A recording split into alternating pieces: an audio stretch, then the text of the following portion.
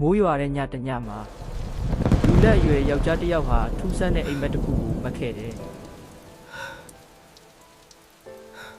အိမ်မက်ထဲမှာသူ့အဖေကသူ့ကိုခေါ်ဆောင်သွားနေတယ်သူလည်းအဖေနောက်ကနေထက်ချက်မကွာလိုက်လာခဲ့တယ်ခဏအကြာမှာတော့သူတို့ဟာတစ်ပင်ကြီးတစ်ပင်အောက်ကိုရောက်လာခဲ့ကြတယ်အဲ့ဒီအချိန်မှာပဲသူ့ရဲ့ခြေလမ်းတွေရက်တန့်သွားခဲ့တယ်ဘေးပတ်ဝန်းကျင်ကိုကြည့်လိုက်တော့အမောင်တီပဲဖြစ်နေခဲ့တယ်ထို့နောက်သူ့အဖေကလက်ထဲမှာကင်ထားတဲ့ပေါက်ကူနဲ့တစ်ပင်အောက်ရှိနေရတစ်ခုကိုတူးဆွနေတယ်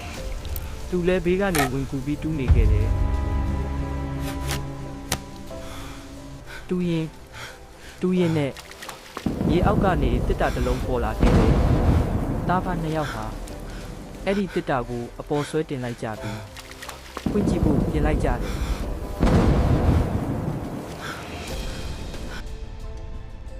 သူဟာလက်နိုးလာခဲ့တယ်အဲ့ဒီအချိန်မှာပဲဖုံးမြည်တံတစ်ခုရုတ်တရက်ကြားလိုက်ရတယ်မိုးတန်ကတော့အပြင်ဘက်မှာဆက်လက်ရွာနေစေပဲ